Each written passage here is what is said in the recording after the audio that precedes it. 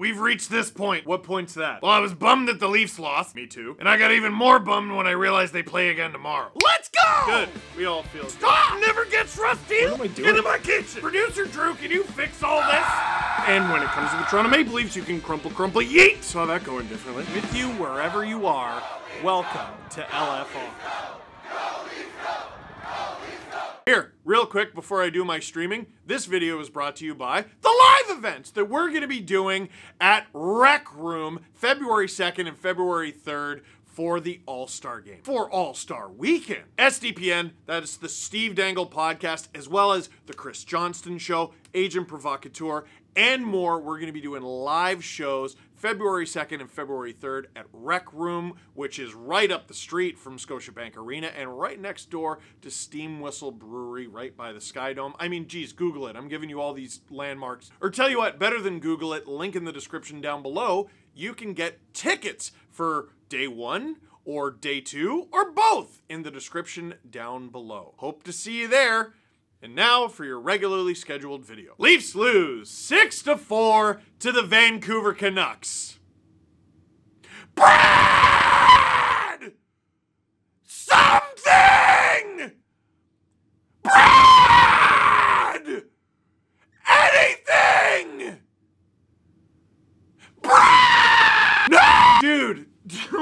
Dude, this is a tale of 3 games and the one game that matters to this team. That is a 6-4 game. There were 10 goals in that game. This should be a hard game to break down. It's not. First goal around 3 minutes in, Nils Höglander gets a rebound, backhander from his knees that Martin Jones is set and prepared for. It gets by him anyway. And the goalie guild out there is going, well, Steve, why was there a rebound? Ah, yes, despite the fact that it was a terrible goal against, no one was doing their job! Not a one! The Canucks were slapping the Leafs around to start the game. And of course, Sam Lafferty picks up the assist. The second goal, Sheldon, Pontus Holmberg, and for me, that experiment is ending at lightning speed. Dude, Connor Garland has the puck in the corner. Jake McCabe goes out there and pancakes him. But McCabe is knocked down to his knees, and even though Garland is on the ice, he's still playing the puck. So Holmberg swoops in to play what? The puck? Nope, the downed player. But the downed player passes it cleanly to Dakota Joshua. Höglander gets the puck from Joshua, and he rips the thing, and no, Martin Jones did not have a good game. In fact, he had a terrible game, but this one I will give to Höglander. That is an absolute piss missile. Third goal, this just makes me mad. Dakota Joshua passes it to Teddy Bluger, who William Nylander is chasing with the air of a man who never has to actually work ever again. But wait, it gets better. The puck goes to Connor Garland, and honest to goodness, if Nylander played for the Canucks, there's a chance this goal would have been called back for goalie interference. The Canucks absolutely slapped the Leafs around in the first period, and they're down 3-0. That's game 1, where the Canucks look like the first place team in the league, and the Leafs look like a team struggling to make the playoffs, which checked out on account of that's reality right now. Second period begins, and it was shocking how quickly things turned around. The Leafs are getting shots and more shots, and they're applying pressure and more pressure. They were doing an impression of the Canucks from the first. William Nylander comes in, and I'm not trying to hate or take anything away from him. That should not go in. That was an undeflected half-speed wrister that he shot from here. Sometimes elite players make elite plays, but dude, Demko's gotta have that. Hey, who cares? You take it. Less than 5 minutes into the second, the Leafs are on the board. They're only down 2. You know what? They can do this. Jake McCabe swoops in there and he says, you know what? Yes, we can. Because Mitch Marner, who I'm going to take a moment to talk about later in the game, was having a night, finds Jake McCabe, who is crashing the net. He hits it in, and the Leafs are within one, less than halfway into the second. And then, less than a minute after that, William Nylander comes in, shoots it, because why not after the first one? It's deflected by a Canucks defenseman, fools Thatcher Demko, and it's tied! Just 8 minutes and 19 seconds into the second period in a game where you were down 3-0 after 1. It's like the first never happened. So that's something to be happy about, right? That's the silver lining, right? No, you don't really get the silver lining when you've lost 5 of 6, and also when this is one of the 5 of 6 that you lost. But despite scoring 3 goals in barely over 3 minutes to tie a game where you were down 3-0 and outshooting your opponent 18-6 in the second, the Canucks get one before the end of the period. Connor Garland, off of a play where the Canucks were finally running the Leaf show, gets his shot, and it beats Martin Jones. Dude, that thing is chipped. It's chipped. It's not even clean. It probably didn't even go where Garland meant for it to go. 4 goals against in 15 shots through 2 periods, and I know the Leafs played poorly defensively the whole game, basically. That's the gig. Make some saves. 4 goals on 15 shots is unusable. So, even though that is a huge balloon deflator, heading into intermission, the Leafs were not deterred. They went into the third period playing very well, and despite getting momentum on their side, oh no, TJ Brody takes a penalty. The Canucks go to the power play. The Leafs penalty kill has not been good. The Canucks power play has been very good. This is bad. Right, and I mean right at the beginning of the Canucks power play to Pettersson, wham!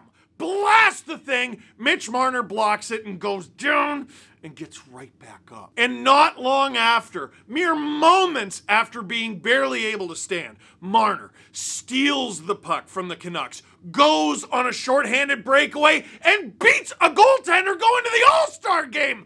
Mitch Marner ties it 4-4. You cannot, under any circumstances, lose a game where Mitch Marner plays that good. He was easily the best Leaf tonight. Easily. I know he only had 2 points only, lol. He had an assist and a goal. He's had better games in terms of production, in terms of hustle, in terms of his all-around game, in terms of having the puck in the offensive zone, in terms of dominance. That's one of the best games, one of the best games I've ever seen Mitch Marner play. And to me, this is where the third game begins. Because it's tied now. It's tied yet again. You're down 3-0. You come back, you tie it. Canucks get another one. And the Leafs could have folded here. The Canucks could have broke them. They could have got a 2-goal lead on home ice. That's done. This isn't Toronto. It's Vancouver. They hold on to their 2-goal leads in the third period. It would have been over. But not only does Mitch Marner block a shot, he steals the puck, gets a breakaway goal, and then the key part here, they kill the rest of the penalty off. It's done. That is where game 3 begins. You tied the game, and then you weathered the storm. And now, against the #1 team in the league. Like, I think we can all agree that the Canucks aren't a flash in the pan, eh? Like, it's January, mid-January, we're approaching the All-Star game, they're in first place. The team's a wagon, they're really good. And guess what? On their home ice, not only do you got a bunch of fans in the building, you erase a 3-goal deficit, you score shorty like that in the third period. Come on. This team that lost 4 straight heading into Calgary, this team that bent but didn't break in Calgary, could turn the whole story, the whole narrative, the entire season around with a solid effort here. Maybe not even a win. A win turns the whole thing around. You force this thing into overtime and pick up at least a point. You maybe lose in overtime or in the shootout. You at least pick up a point. You turn the whole ship around. What did Sheldon Keefe say the other day? What did Sheldon Keefe say? And this is where Sheldon Keefe talks out of both sides of his mouth. He said he's not sure, I'm paraphrasing here, out of the new guys, who he's able to trust. Who's out there in the third period with a fire drill in their own end? It's the Domi line. The Domi line, like, they had decent stats for a while. Underlying numbers when it was Yarncroke, Domi, and Robertson before Keefe just decided, I hate this kid, apparently. I don't get it. They had decent underlying numbers for a while, but they did get hemmed in. When the other team found a way to get it on the wrong side of center ice, ooh, did that line get hemmed in. It has not gotten better. It has not gotten better at all. And I don't know if there's a forward on this team playing worse than Matthew Nyes right now.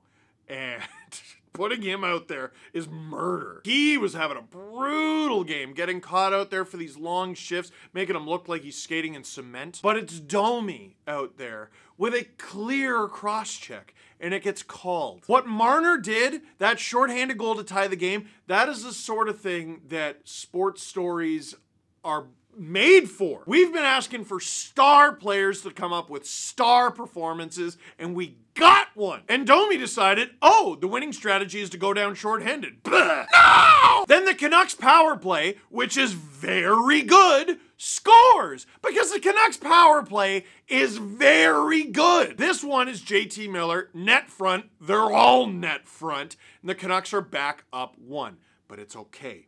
It's okay.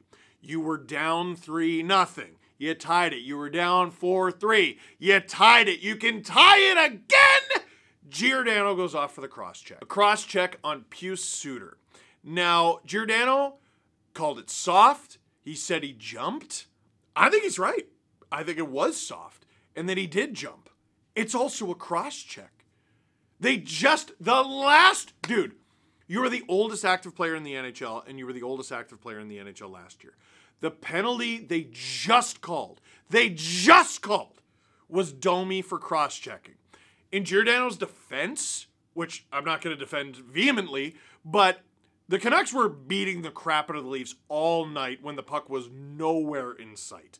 Nowhere in sight. The physical game, Zadorov hitting guys, and he was a physical presence all night. That's fine. That's fine. And a little bit of stick work in front is to be expected. They were beating the dog crap out of the Leafs, in front of the net especially, all night. John Tavares, in particular, went through 10 rounds with that team, and he didn't draw a call until the game was already over. But the penalty they just called against you, how long ago? Let me see. The Domi and Giordano cross-checking penalties were 3.5 minutes apart.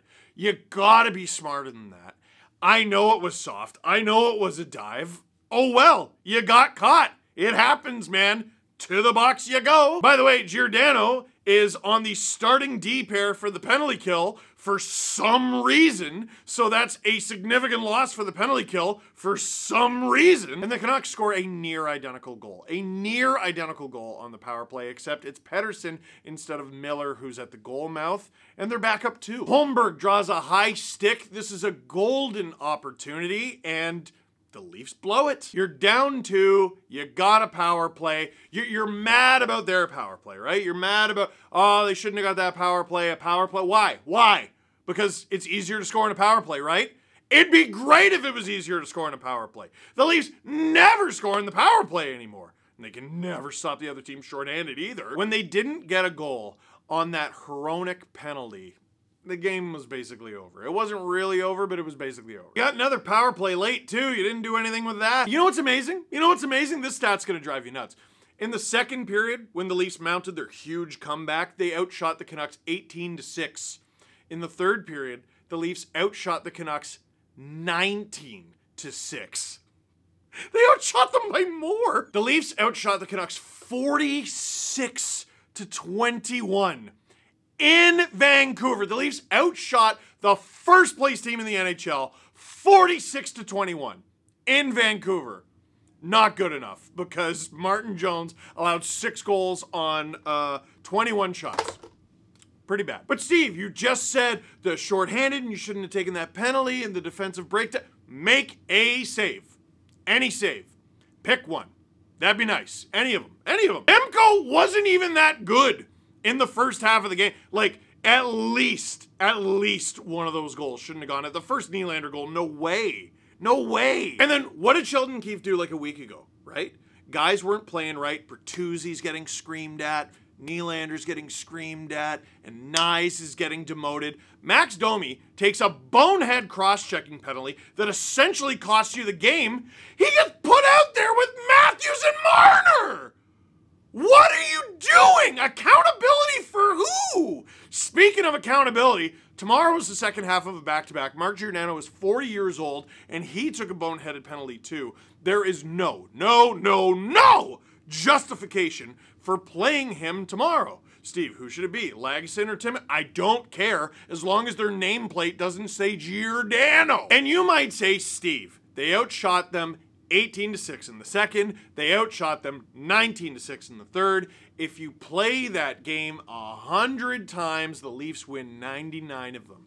And that is just not true for anybody who actually watched the game. By the numbers, I'm sure it smiles down on the Leafs in a lovely way.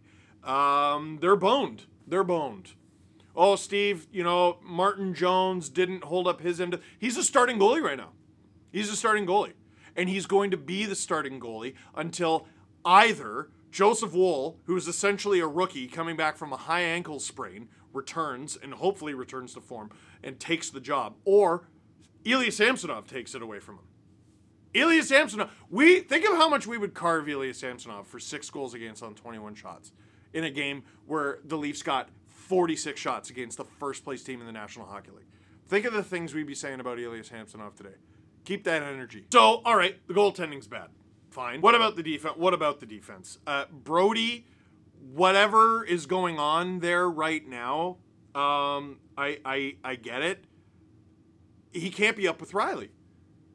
And then you watch Liljegren. Like, people are saying try Liljegren. I've been saying try Liljegren. You watch Liljegren. He handled the puck like it was a grenade tonight. Who do you have on the right side? The left side up front is an abject nightmare. The right side on the back end is completely terrible. And you're not getting saves. Like, this was a game where the core four, I thought, didn't do poorly. Tavares, yes, he's on this streak, this drought. I thought he had a decent game and took a ton of abuse. Mitch Marner, I've already said, was absolutely fantastic. Matthews can be better. He was all right. And Nylander, I mean, he didn't look great on every play, but he had 2 goals, which is a good night by any measure. Rest of this team stinks. And dude, Yarncroke was up there on the top line tonight for parts of it. So it's now Yarncroke has been up there. Pontus Holmberg has been up there. Tyler Bertuzzi has been up there, and then he lost his job on that line faster than I think Nick Ritchie did. Who else has been up there? Max Domi was up there really briefly. Matthew Nyes was up there for a while. It feels like it shouldn't be this difficult to play with one of the best goal scorers and one of the best playmakers in the league. Are they difficult to play with, or do the Leafs just not have very good players to surround them with?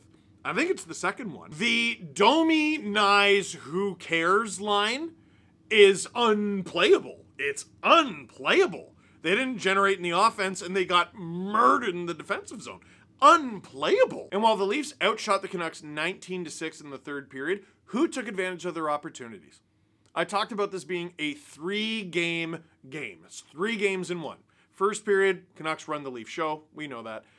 Game 2, for me, goes from the beginning of the second period until Marner scores the shorthanded goal to tie it, and then the Leafs kill off the rest of that penalty. That's the end of game 2, a game that the Leafs won decidedly. The shots would have been a lot closer than 19-6 had the Canucks not simply scored on 2 of those power plays, because the power play ends when you score. You want to know how bad the Leafs penalty kill is right now? You want to know how much their penalty kill let them down in this game? I'm going to show you in photos. Producer Drew, can you put these beside each other? These are 2 different goals.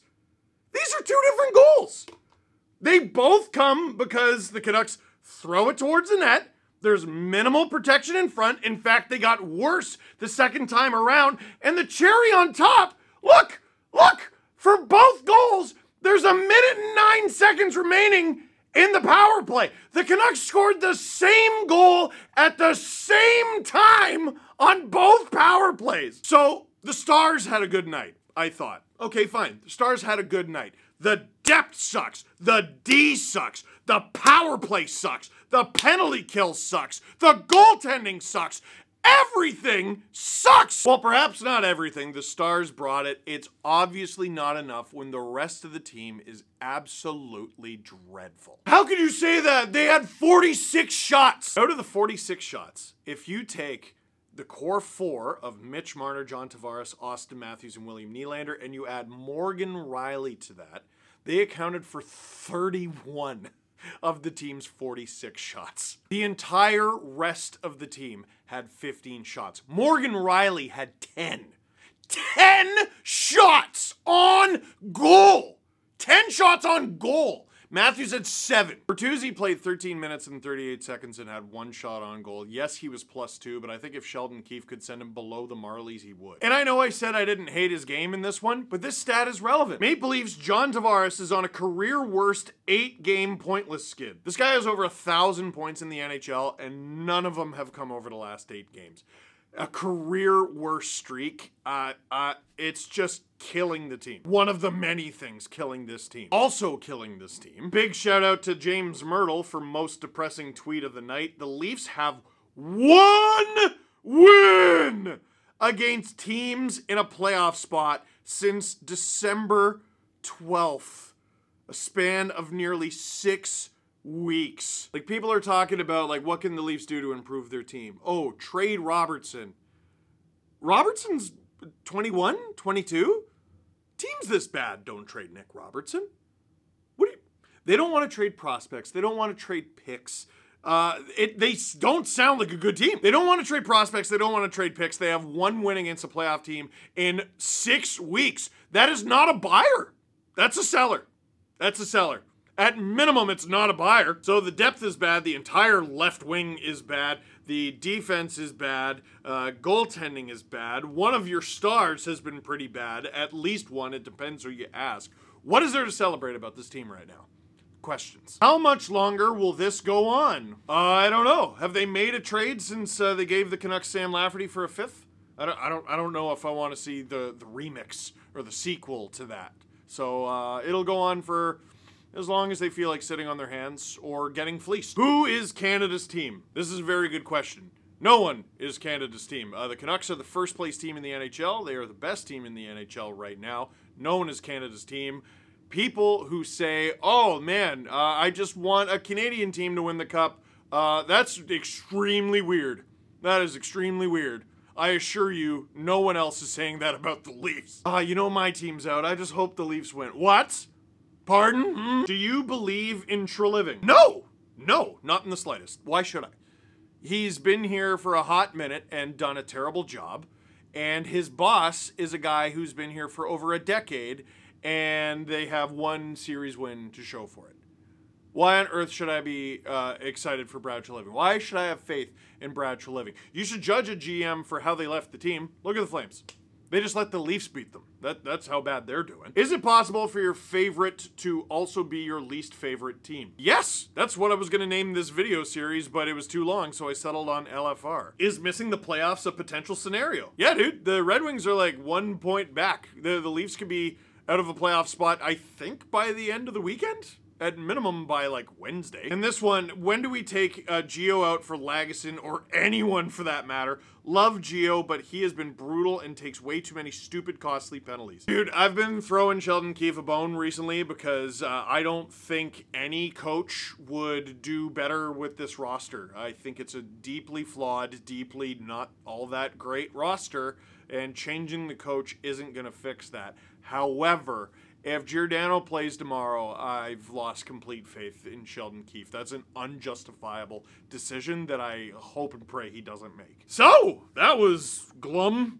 That was depressing. Hey, if you want something that's not gonna be depressing, we're gonna do 2 live shows, SDPN, a Palooza, or whatever you want to call it. SDPN is going to be doing shows at Rec Room, which is right next to Steam Whistle Brewery, February 2nd and February 3rd. We're going to have SDPN All-Stars. The Chris Johnston show is going to be there, Agent Provocateur, and an all-star panel that we're going to have more info on, and it's going to be a lot of fun. If you want tickets for day 1 or day 2 or both, link in the description down below. For now, that is it for this one. Thank you very much for watching. Click like if you like this video. Click subscribe if you really liked it. Tell all your friends. Brad!